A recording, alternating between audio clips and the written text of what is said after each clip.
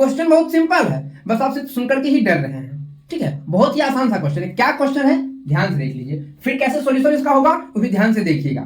सबसे पहली बात क्या कह रहा है कि इसमें भागा देना है, किससे, x माइनस 1 से। ठीक है, तो जिससे भागा देना है पहले आप उस पद्धति का क्या कीजिएगा, शून्यक निकालिएगा।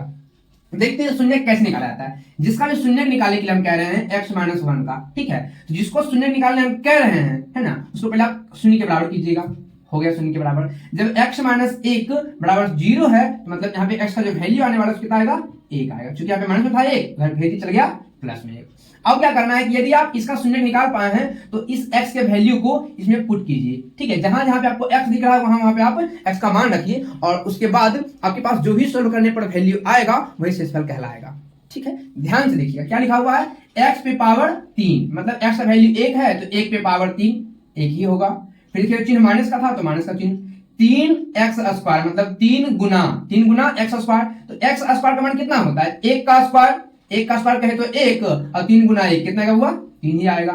फिर प्लस चिन्ह था तो प्लस चिन्ह, 3 गुना x तब नहीं आएगा 3x, तो 3 गुना x का वैल्यू 1, तो 3 एकम 3 हो जाएगा। फिर देखिएगा माइनस 5 था तो माइनस का 5। क्लियर है, यहां तक तो सब कुछ समझ में आ गया होगा। अब इसके बाद ये कैसे सॉल्व होगा, ये देखिए माइनस में 3 और फिर प्लस में 3, ये तो आपका कैंसिल हो जाएगा। यहाँ क्या बचने वाला है, 1 माइनस 5। तो जब 1 में घटाया जाएगा 5 को कितना जाएगा, माइनस का 4, और यही जो है आपका सो शेषफल हो गया। मतलब कि यदि x cube minus 3x square plus 3x minus 5 को x माइनस 1 से भाग दिया जाएगा तो शेषफल जो आएगा सो माइनस 4 ही प्राप्त होगा।